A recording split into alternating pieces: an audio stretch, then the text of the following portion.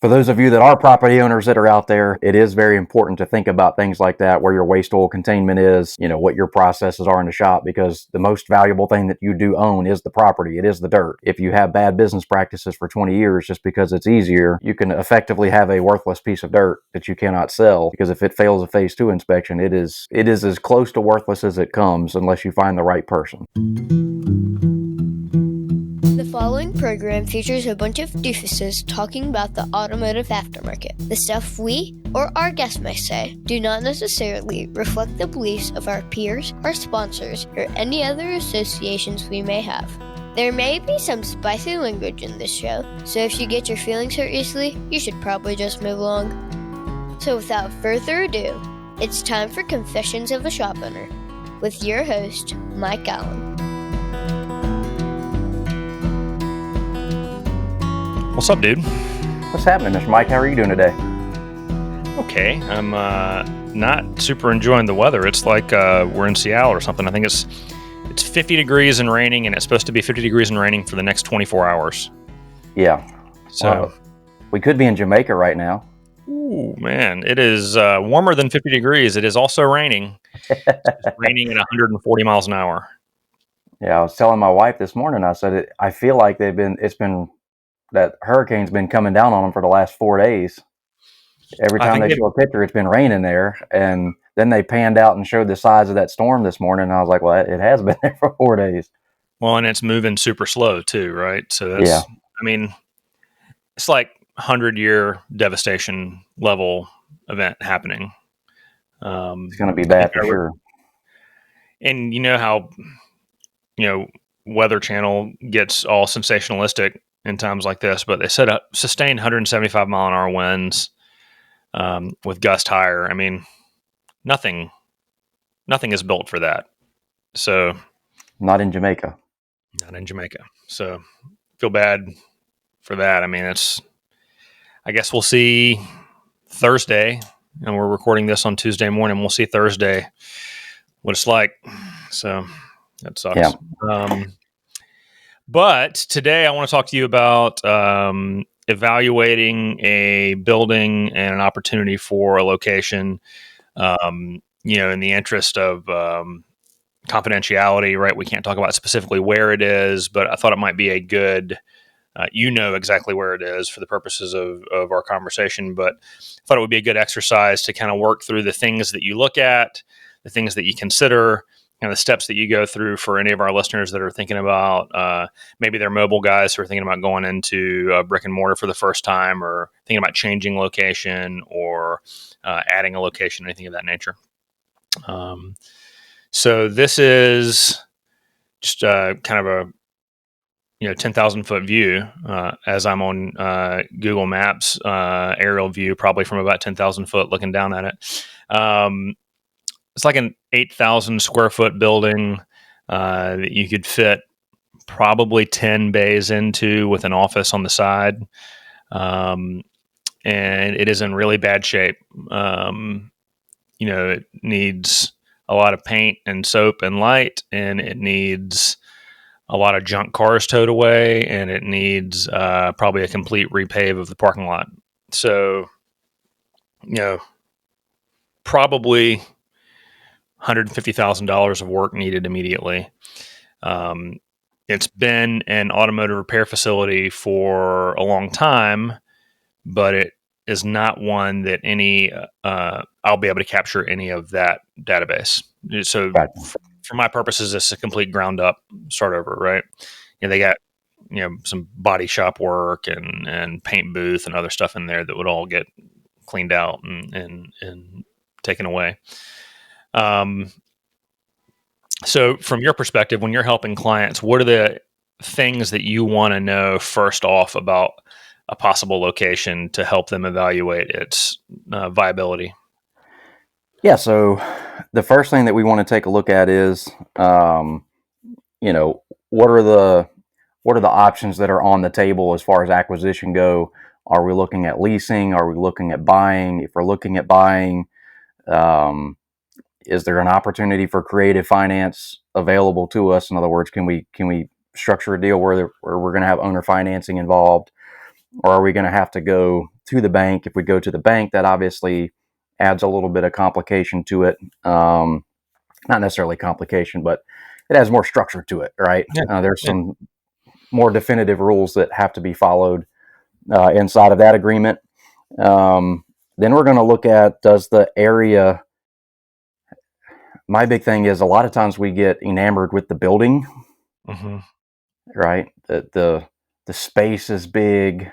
We see the potential of what we could do inside of the space, the parking lot, and we lose sight of the fact of, do we have a demographic in the area that can support what our goal is and what our use of that building would be. Hey there, I've got to tell you about something new for our industry, Tectonic 2026, presented by Techmetric. This isn't just a user conference, it's built for the whole shop. Owners, advisors, and techs each have sessions designed for what they actually do every day. It's 3 days in Houston, Texas, filled with workshops, panels. We're expecting over 1,000 people from around the country. You don't have to be a Techmetric user or customer to attend. Tap the link in the show notes to check out Tectonic 2026. Grab early bird pricing while you still can. Look, here's the deal. I like to think that I'm pretty good at running an auto repair shop. It's what I've done for 20 plus years, but I'm not good at managing a marketing budget and all the different facets of a truly well-rounded marketing plan. There's mail, there's local advertising, there's website, there's Google AdWords, there's all the different things that go into that, and it's just not what I'm good at. So what I've chosen to do is to buy myself the time to focus on what I am good at, while having someone else execute on all of those things at a way higher level than anything I could ever do. That's what turnkey auto marketing does for me. So if you feel like you could use some of that same magic, I'm going to recommend that you go to turnkeyautomarketing.com, get a free consultation, tell them that I sent you, tell them that Confessions of a Shop Owner sent you. So we need to do a deep dive into the demographics of the area. What does the 2 mile, 5 mile radius of it look like around it? And then we need to take a look at what is the building capacity and where does the building kind of cap out to some degree, to see if it, just to get a quick pro forma of whether we can support the investment that we're getting ready to make in it. And then the last part of it is what is our capital, or the last two parts are going to be, what is our capital investment going to be? And in other words, like you said, there's a lot of light, a lot of paint, maybe some parking lot improvements, maybe some structural improvements when we get in there and take a look at it. And then all of the things that have to go into, the pre-purchase due diligence of taking a look at what your capital investment would be. And then again, if you're purchasing versus leasing, there's some different steps of due diligence in there that need to be done. And then the last part of it is, if you are leasing, what is the lease structure going to be, and how to protect yourself inside of the lease structure.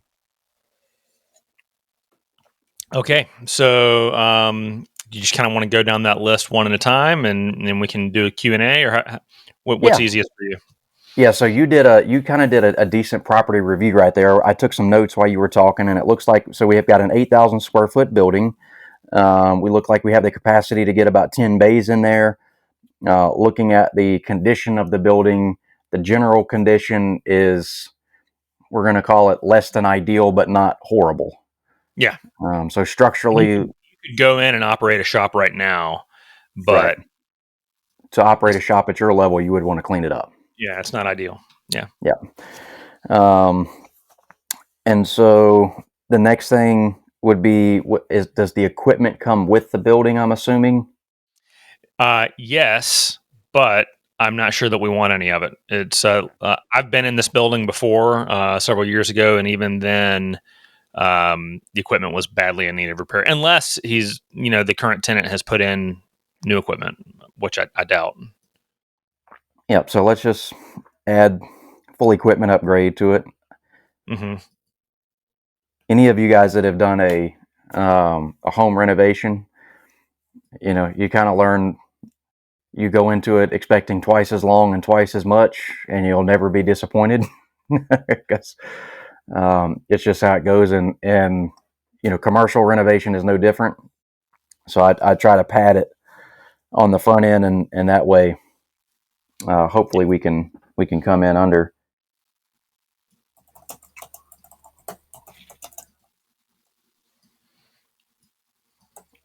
Give me a second here. I'm just typing in these notes. So I'm looking. All right. I'm looking at the building now. It's So got. Go ahead. parking lot area. How many parking spots do you feel like you could get in there? Because I know parking in urban areas is kind of a So that's premium. one of the biggest benefits of this specific location is you can probably comfortably fit 50 cars in there. I mean, he's got that many stacked in there right now, and I'm looking on Google Maps. So, but I mean, he's got them 2 and 3 deep. We could do that as well if need be. So that's big. And I mean, you know this, Mike, as much as we've traveled. You know, you see shops that are really good shops, and we've worked with some around the country, but their capacity for the business is limited because they only have 2 or 3 legal parking areas. Mm-hmm. And if you can only store 2 to 3 cars at a time, that's a pretty big impediment to business there. For sure. So, like for example, our downtown store, we have 8 parking spaces, and then you can park on the street. But the city is about to come through and put a bike lane on one side of the street, so we're going to lose half of our street parking opportunity. And we fight for that street parking with other businesses up and down the street. Yep. And so we're leasing on a month-to-month lease a piece of property a block away just to use for parking. But as soon as that guy finds somebody who's willing to pay what he wants for it, that parking's That'll be away. gone. Yeah. Yeah. So all that's a consideration. Okay. All right. So we have good parking. We have good size of the building. I think we have a good understanding of what the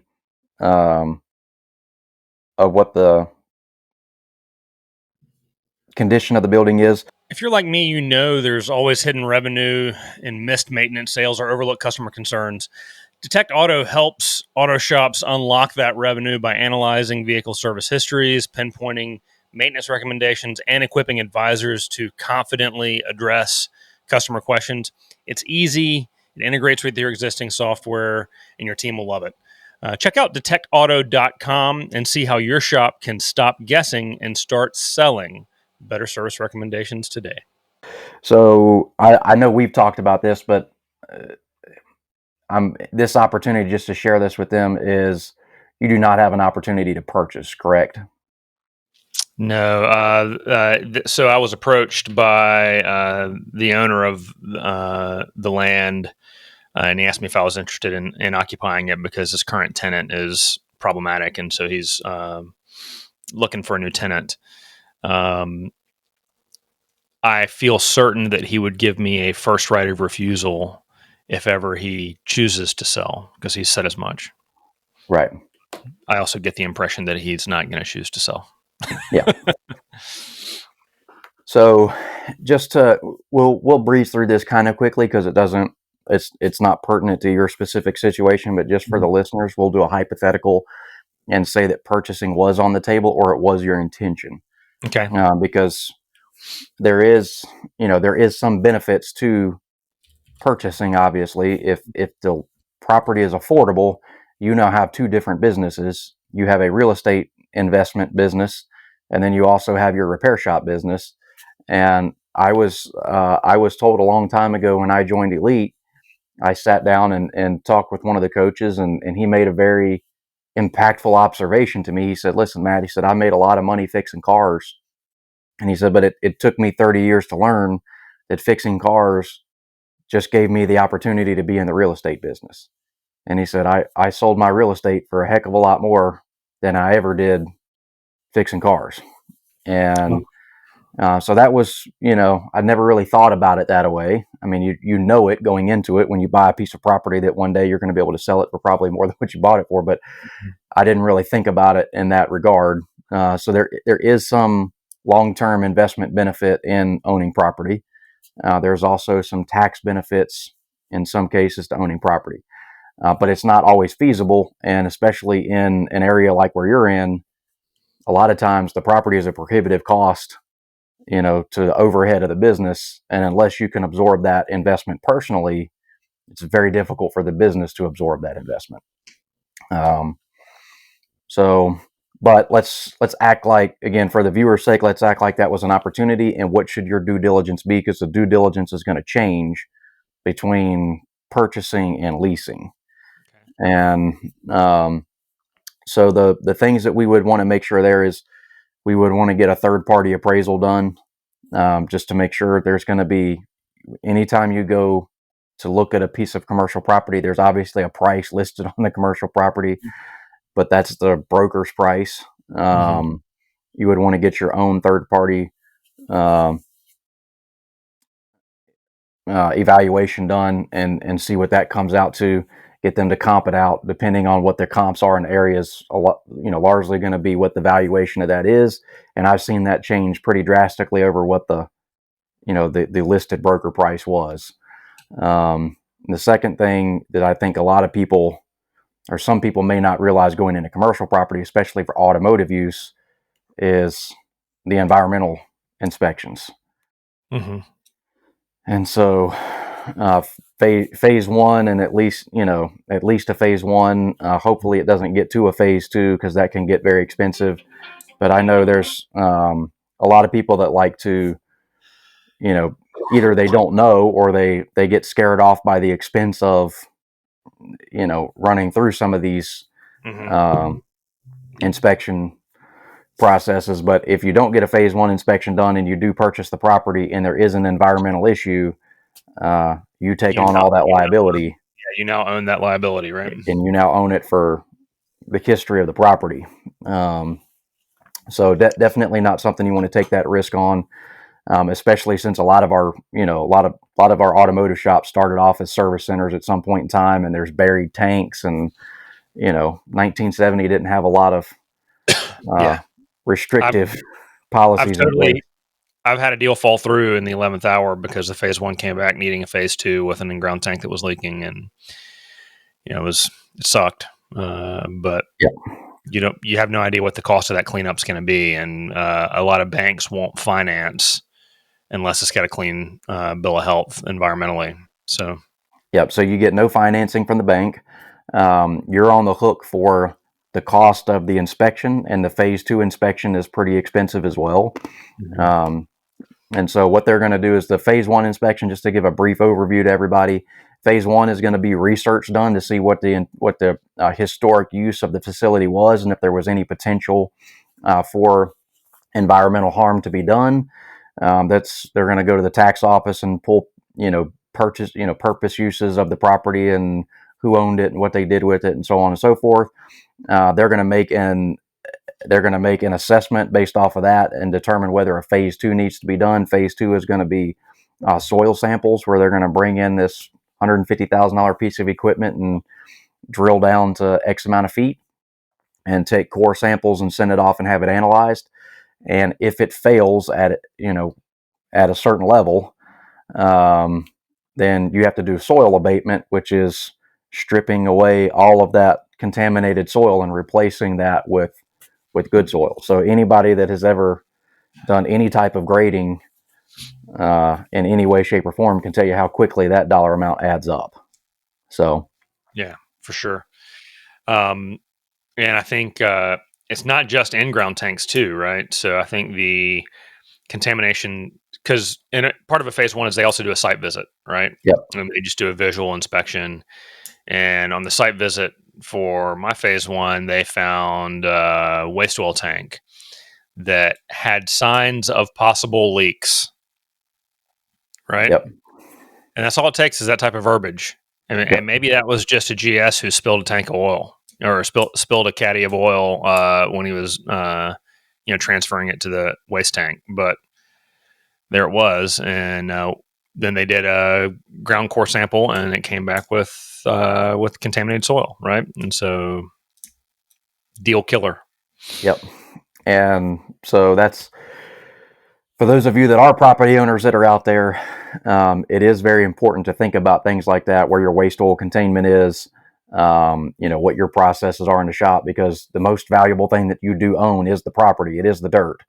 And if you have bad business practices for 20 years, just because it's easier, you can effectively have a worthless piece of dirt that you cannot sell, because if it fails a phase two inspection, it is as close to worthless as it comes, unless you find the right person. Yep. So we'll That's the move reason. on from. That's the reason that I have the lot for remote parking right now is because it's failed a phase 2. It was a gas station forever Yeah, in the 50s and 60s and 70s, and so it's going to sit there undeveloped until the property becomes worth so much that it's worth the cleanup. that's exactly right. Or you find a commercial partner that comes in and they're just, they're just so aggressive with it that it doesn't matter. We had a piece of property that was a tannery that was directly across the street from us, and we had actually at one point in time we had actually looked at buying it, and we knew it through the process. We knew it was going to fail a phase 2 because that's when we found out it was a tannery. Anyways, it sat there vacant for a long time. A commercial investor came in and bought the property and put an apartment complex in, but they did the soil abatement, but they had to blast the rock. So like for 6 weeks straight, we're at the shop working, and the whole building would shake because they were blasting to be able to dig down enough to do enough soil abatement to put back in. Good Lord. But so it's definitely, you can't skimp that. If you're on the if you're on the purchasing side, understand that's your obligation, not the seller's obligation to do. So you need to make that part of your due diligence. And then again, just have a building inspection done. Have somebody come in. Make sure structurally everything is set the way that you need it. See how far things are out of code. That's another thing with a lot of these older buildings. You buy the building, you want to do some upgrades to the building, and then you find out if you upgrade anything, you have to put in a $100,000 retention pond. Yeah, You have to sprinkler system, and yeah. yeah. So that would kind of be your due diligence there on the front end. Obviously, make sure you have a good professional services team. You need a good lawyer, you need a good real estate agent, all of those things on your side to make sure that you're set up there. As far as a lease goes, there's less due diligence, obviously, because a lot of that risk is still on the property owner. And we'll get into the due diligence on the lease side of it. Is really just making sure you're getting fair market value. Right. A lot of these are going to be, a lot of your commercial leases are set up as triple net. And if you're a first time business owner, that may not be something that you're aware of. And so Mike, I know as a seasoned tenant, you're a little bit more familiar with those terms, but essentially what that means is there's going to be a cost of the rent. You would, as the leasee, you would also be responsible for the taxes. Yeah, you pay all minor improvements on the building. If the water heater goes bad, 100% on you, boo boo. Yeah. So it goes out. Sorry, roof's got a leak. Tough. Yeah. So and that's a big divergence from private property renting. If you're renting it for your personal use. Yeah. Almost all of that stuff gets kicked back to the landlord. On the commercial side of things, you're responsible for all of it. So you're responsible for the maintenance, you're responsible for the insurance, you're responsible for the property taxes, everything that happens, all the expenses of the building. Like I said, they turn it into mailbox money. So there is a valuation process there. Usually there's a basis for the area that's done by square footage, and then we multiply that. We multiply that times 12, or multiply that times your square footage, and we're going to divide it out to figure out what the basis is per month. And then they add in you're going to take your property taxes, take the insurance, and divide that out by 12 and add it to those things as well. And that's kind of how they come up with what the net is for the lease payment. And so, and when I think about leasing, the only limit to what you can have in a lease is the creativity and willingness to agree on by all parties, right? Yep. So when I think about like this situation, I wouldn't sign a triple net lease with it in its current condition. So, the landlord would have to give me some allowance for parking lot renovation, for some facility upfit, or no rent for the first 3 months and half rent for the next 3 months, or whatever you want to do, right? So I know that there are allowances for facility upfit. I know that there are stepped um, lease payments for the first X period, whatever you agree on. What are some other methodologies or creative lease terms that you've seen that people use to make things more palatable? Yes, I mean, I think that you've kind of highlighted the most common ones there, right? I mean, it's either going to be we're agreeing to a reduced amount of the rent for an X amount of time to be able to take on some of these capital improvements. We're either foregoing some payments, um, or it's just a term of the agreement, right? Like you said, hey, for me to sign on, you have to agree to do X, Y, and Z, and I will gladly pay this, and this. So I've seen it to where they come into it on the front end with the agreement built in that says, hey, we're going to pay full price, but there's a term limit that says these improvements have to be done by this date, or there is a price change. It comes back to the leaser, the tenant. It comes back in your favor if it's not done at that point in time. And I've seen it done the way that you said it, where it starts off on the front end with a reduced rate until they get it done, and then it goes to whatever the fair market value or agreed upon value would be after that. I don't know that I've seen anything. I haven't been in a personal scenario to be more creative than that. So one of my buildings, so two of my locations are lease, right? And so every time I've been in a lease negotiation, I've asked for option to purchase at a fixed price, and I've been denied. And I've asked for first right of refusal, and it's been accepted. Yep. So first right of refusal just means if they ever decide that they're going to sell it, they come to you first. And if they've agreed to a number with someone else, you have 30 days or whatever the term is to meet that price, and then you get to buy it at that price. So, option to purchase at a fixed price is really nice, and it's hard to get because, a fixed price that's very competitive for them today might be a terrible price in 10 years. So they're not going to agree to that. But first right of refusal is pretty common, I think.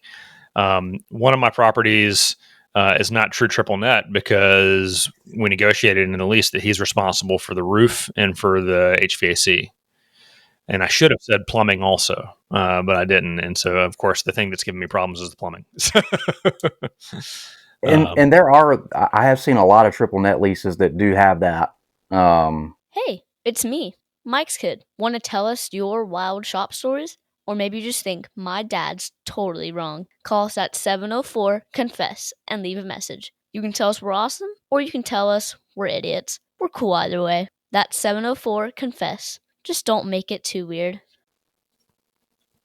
That do have that built into it. So you could say it's not a true triple net lease, but I have seen a lot of commercial leases set up to where it's triple net other than HVAC and roof. And like you said, if you can get all mechanical in there, that is a wise decision to say anything mechanical, whether that be HVAC, plumbing, electrical, and then you're responsible for all standard improvements on the building. Yeah, for sure. What are some other things if you find yourself in an advantageous negotiating situation where you have a really good relationship with the landlord, or you feel like you have the ability to make some big asks? Are there any other big asks that you might? Yes, I mean the duration of the lease. Lease payments don't go down over time because, like you said, property values. So while if you have confidence in your business plan and your model and the area, you're always in a better position to make a strong ask for as long of a lease term as you can get with the least amount of step ups in it, because most leases are going to have some verbiage in there for the property owner to have every 3 years, every 5 years, whatever they determine it is, to have some, reassessments of fair market value of the lease. And the longer you can draw the terms of the lease out and the steps, the evaluation steps in there, or put some parameters in there that it can't rise more than this. Because like you said, and we talked about this prior to filming, which is that area right now is being gentrified, which means property values can change drastically over the course of 5 years. And that's happening all across America in a lot of different, real estate markets right now. And so you get in a competitive, fair lease agreement now, and then 6 years from now, that area looks completely different than what it did 6 years ago. And now the property value is considerably more. And that landlord is looking at it and saying, man, I could get 3x on top of what I'm getting now from this guy. So they either have it in their lease agreement where that it's allowable for them to be able to make that much of a jump, and that puts you as a business owner, you're either deciding to move locations because now the overhead expense is not, you're not able to outride that new expense in your lease, or it's just coming directly out of your net profit. It's one of the two. That's exactly the situation I have with my second location. It was 6 bays and it was $7,000 a month. It was a killer good location, and a major commercial property developer bought up everything around there and got it rezoned for 17 stories. And Landlord was going to take the rent from 7,000 to 21,000. Yeah, and I had to move, right? Because it's no longer a viable business model for auto repair. So I think, term of lease and options to extend, right? So if you are kind of relatively new to business and you're, a little bit nervous, then a shorter term with multiple options, I think, is a good idea. So like a 3-year lease with 3 or 4 or 5 options to extend for another 3 years each. If you're kind of a more mature business and you're really confident in what you're doing, then a longer initial term with a couple of options might be better. So I've got one of my stores, I have a 10-year lease with 2 options. So in theory, I could have it locked down for 30 years. right. And, I hope that I'm retired by then. But then another one, just because that's what the landlord would allow me, I have a 5-year lease with 3 options. So I just think that's up to the creativity and how agreeable the parties involved are. So Yep. And I think you brought up a really good point earlier on, which is that you got to keep in mind that all of these, it all starts with the relationship between you and the landlord or the potential landlord, right? So when you're entering, you have to think about when we get married, we think about who our life partner is going to be, and whether that personality and everything about them is going to, whether we can live with it for the rest of our life. That the landlord-tenant relationship is a pretty powerful relationship there, and you have to keep in mind the personalities and the positions of those people as well, and what their goals and intentions are. And I think that's something that, on the front end on the negotiation, hey man, I mean, let's talk 6 years from now. What does this look like for you? Is this a straight investment? Every opportunity you get to, triple your investment, you're going to do that. Nothing wrong with that. You can't blame them. They bought the property, right? They're well within their right to maximize the value of it. But not every landlord has that intention, right? And whether you ask probing questions to be able to ascertain that yourself intuitively, or whether you just directly ask, I think that you need to have some intention of figuring out what their long-term play is, because if it's an older person and there's a chance that they could pass inside of the timeline of you being in the building, what does the pass down structure look like? And is there some provision in the lease for what the pass down structure is? Because I've seen it to where, the patriarch passes away, passes down to a conglomeration of a trust, right? You got 4 or 5 kids that are involved in it, and now it's the kids don't want anything to do with it. They just want to sell it, and whether they can directly kick you out or not, there's a motivation to kick you out as quickly as they can, so they can liquidate and sell. So all of those things are things that you need to be thinking about, on the front end. Like you said, there's nothing. It's just what two lawyers agree, and two people in the free market agree on the agreement and put in the contract is what a lease agreement is. Well, and finally, this is your first time ever having a commercial property lease. You cannot trust that your ability to read the lease and understand everything that's in the lease is enough. No. You must get it reviewed. I suggest by an attorney and by a coach if you have a coach who's been through this, but at least by an attorney who's familiar with commercial real estate. And like you said, a real estate attorney, not the guy that gets you out of your DUI or your traffic ticket or does family court. Yeah. It's not the same thing. This is not there's specialization in law, and just because you have a buddy that that goes to church with you that is a lawyer, not all lawyers practice the same type of law, and they will make a very large mistake at your expense. And ChatGPT is not the tool either. Do what now? ChatGPT is also not the tool. No, and LegalZoom is not it. I mean, you would be surprised at how many times we see people try to create these types of contracts and agreements just straight off LegalZoom because the lawyer is just overcharging them for something they could do online. It's a bigger conversation about getting grumpy. And I'm not saying they're not overcharging you, but it is in your best interest. Yeah. It's an unfortunate expense that you need to take on. So let's talk about other considerations when you're evaluating a property. Visibility, traffic count, demographics, things of that nature. What are the things that you look for? Yeah, so I'm looking for, what does my demographics look like within 2 to 5 miles of the location? If I'm in a densely populated area, I want to try to go 2 miles around. This as well as I do. Convenience is the number one reason that people shop where they shop. Mm-hmm. They might like the store 10 miles down the road, but in a place like Raleigh, where you're at, a 2 mile trip is still a journey, right? Mm-hmm. A 10-mile trip is an excursion. Sure. So we need to see what that population base looks like, and then we need to see whether the population base can support the business model that we have. The other thing that I want to do is not just look at the demographics of the population. I also want to take a look at what my competition looks like in that same radius. Gotcha. I passed on a building. I had an opportunity to buy a CVS building a couple years ago, and it was, the price of it was great. It's so CVS, I don't know, for those of you guys, high ceiling, already climate control, big open space. It's perfect for a shop.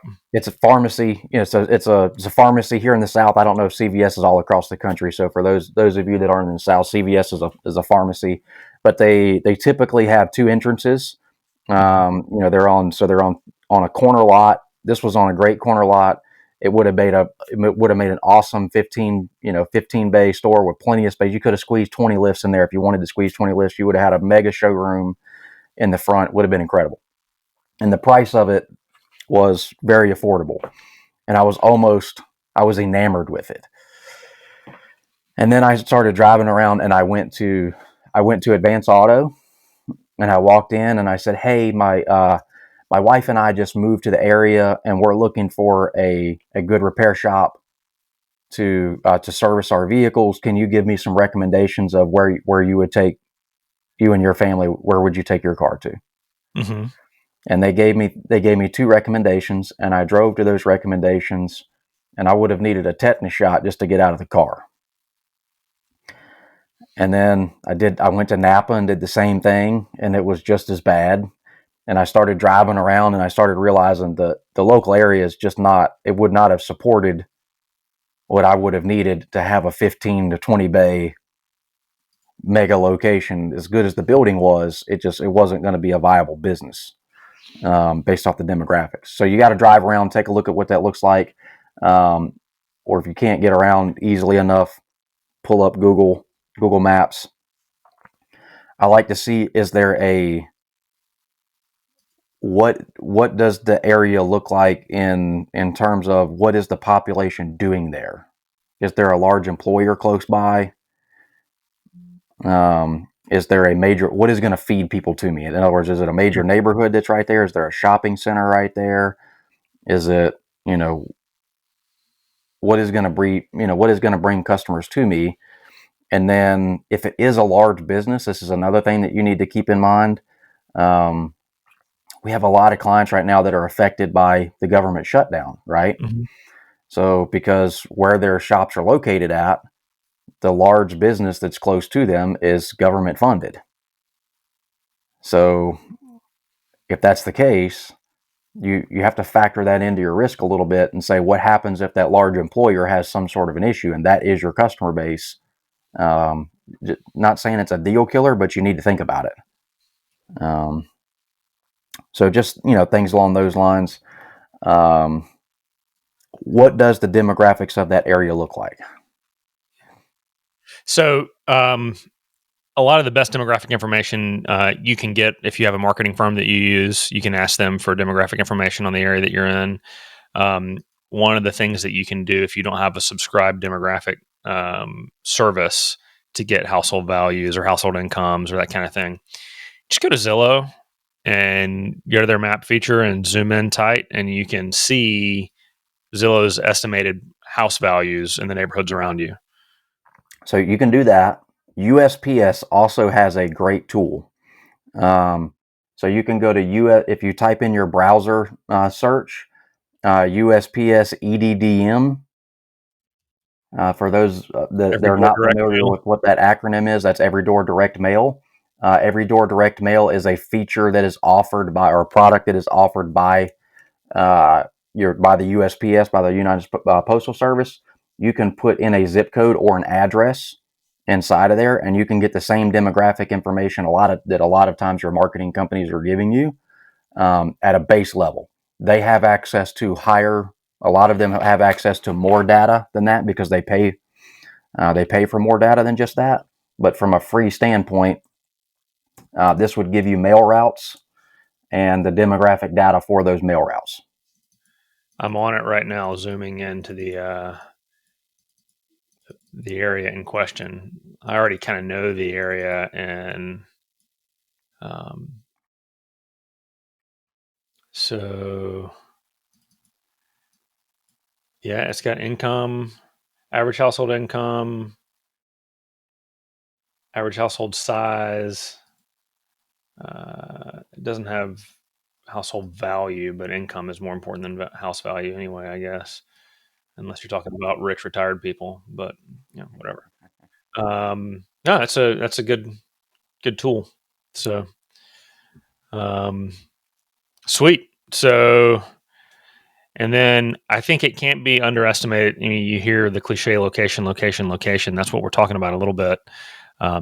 If the building is hidden on the end of a dead end road in an industrial park, you're going to get a really good deal on the lease, probably. Yes. You're going to have to spend an enormous amount of money on marketing. Yes. If the building is super visible on a heavy traffic, low speed corner with a light and good ingress and egress, you're probably not going to need to spend a ton on marketing, but you're going to spend a ton on rent or the note payment, so. Yep. And so we talked about that in that episode where we covered the financial statement. Mm-hmm. We talked about what the budgeting, what the budgets are for those things. Mm-hmm. And just to kind of bring that back to focal point there, you need to budget in about 5 to 10% max. That's your cap budget there for what your allotment for rent would be. Because if anything greater than that is going to be really difficult for you to overcome that overhead and be able to pass down to 20% plus net profit. Now, there's going to be some areas where you might not be able to get away from being more than that, and it is what it is. But you need to try to keep it inside of that window. Like you said, the bigger market area that you're in, the more drive-by traffic you got, and the better visibility and access you have. From the main thoroughfare there, your rent's going to be higher. It just is what it is. It's a more desirable property. You're going to pack into more of that 10% of total income, but you should see a reduction in your advertising expense. because you have more people in the area. And then if you're, like you said, if you're off the beaten path, you're going to have to spend that 10% to get people to you. It just is what it is. So make sure that you factor that in. Again, going back to the competition, make sure that you do some sort of an assessment of not just the demographics of the population, but also, what does your competition look like in that 5-mile radius? Are you competing with every big box store known to man? Are they directly across the street from you? Is it, that's a challenge, to some degree. Are we splitting the pie up so many different ways that, that it matters? Yeah. Areas in cities a lot of times have one-way traffic, right? So that matters as far as which way the customer base is coming from. And if there's a competitor across the street that has a more advantageous right-hand turn in than you do, they're going to get more business. Ease of ingress and egress. Yep. So you need to pay attention to those types of things. Again, if there's a major neighborhood, major business that is funneling most of the people to that area, are you on the right-hand side of the road to that? Do they have easy entrance into the building? And do you have a competitor that has better egress than you do? If you do not, if you do, then that's a factor, and you need to weigh that into your decision-making process there, because you're going to watch a whole lot of right-hand turns go across the street. Yep. Unfortunately. Awesome. I think that's good information, man. What are anything else that we should talk about? Yeah. So, really quick, I just, I want to give a quick evaluation on how to do a really quick pro forma to be able to tell whether the building and what the capacity of the building has the opportunity to do. Okay. And so what we would look at there is how many 2-post lifts would we be able to fit inside of the building? All right. And so you gave us, you said we would be able to get 10 2-post lifts. And what we always want to do is just factor in max capacity. Okay.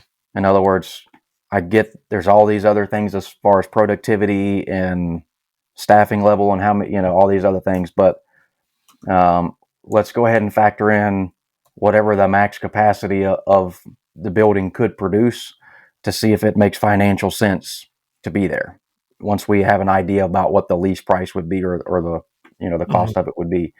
So we would take the number of days that we would be, number of hours, number of days that we would be working, however many 2-post lifts you feel like you can pack into the building. We want to assume a technician at each one of those lifts. Oof, all right. Okay. Our end goal, that's your, you're not saying you're going to be there on day one, obviously. Yeah. This is what does this building have the ability to produce at its peak capacity?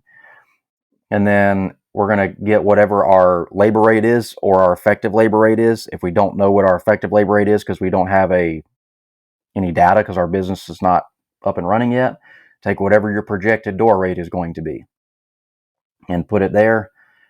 So in this scenario, we got 10 lifts. We're going to assume 5 working days, but you're probably doing 6, right? Well, we can work on 5. That's fine. Yeah, we'll do it off of 5. We'll do a industry standard low $120 labor rate. Okay. And just say 100% production out of all of those technicians that are in the building. That gives us 400 hours of labor inventory. And so 400 hours of labor inventory, we're going to assume a 50-50 labor parts to labor ratio just to make the math simple here. So that gives us $240 of sales per production hour. And then when we put that out, that says that our max capacity for this building, giving the numbers that we've put here, are $19,200 a day, $96,000 per week, $403,000 per month, or $4.8 million per year. Yeah, I was coming up with just shy of 5 million. So, okay. Yeah. And so this gives you, again, these numbers could be better or they could be worse based off changing some of the numbers that we put in here as far as productivity, what the effective labor rate is, how many technicians, how many lifts, so on and so forth, right?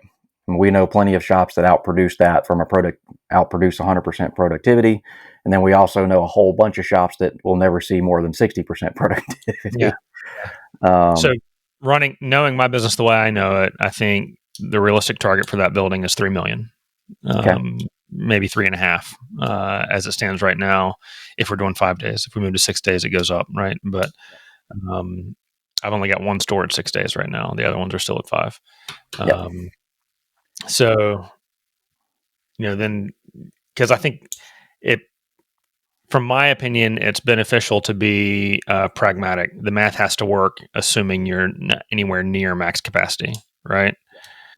So if let's call it 3.5 million is a realistic number at revenue, and we want marketing and rent to be no more than 10%. That means I've got $350,000 to spend on marketing and rent. It's a pretty visible, pretty high traffic area. It's at an intersection with 17,000 cars a day on one road and 14,000 cars a day on the other. So I don't think marketing will have to be too super high. So I figure that I can give 8% to rent.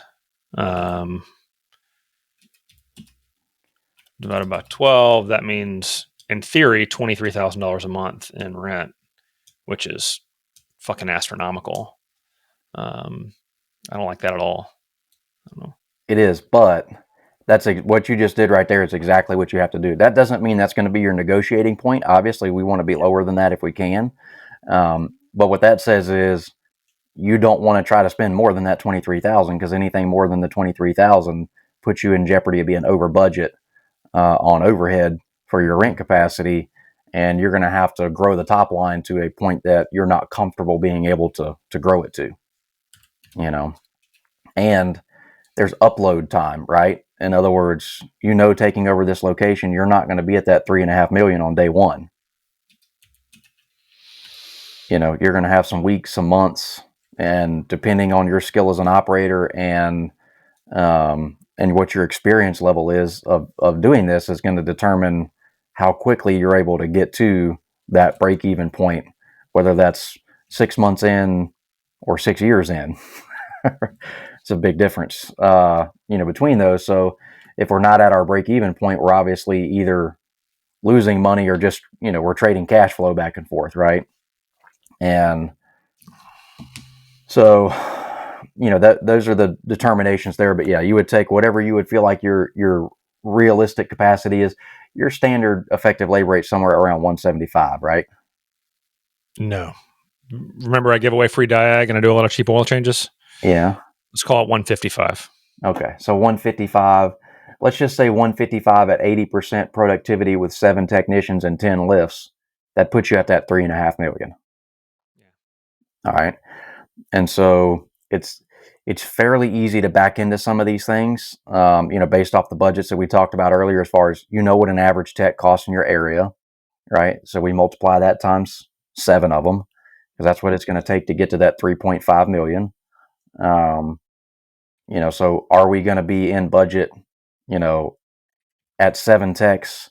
We know that we can spend somewhere between 17 and 20% of our total. If you figure they're all making $100,000 on average, right? Because you're going to have some that are more than that and some that are less. That's 20% of that number. That's right there. So, this is how we back into some of those things. So that's before we sign ink on paper, we need to know that, the building can generate enough revenue, inside of the business to cover the other overhead expenses that we're going to have outside of just the rent. And, how many people are we going to have to be able to, to have this building? And we talked about this, a couple episodes ago as well. That's why you see a lot of your MSO guys have these small, 3 to 5 bay locations. They know they're going to have, they're looking for 5 employees, somewhere in there, just because it's very repeatable about what those expenses are going to be inside all those. The bigger the building you get, the more variables you have in overhead and expenses, because you're going to have more team. You're going to have higher overhead and the cost of the rent. You're going to have higher cost of overhead and advertising because you're going to have to drive a certain amount of car count to be able to get there.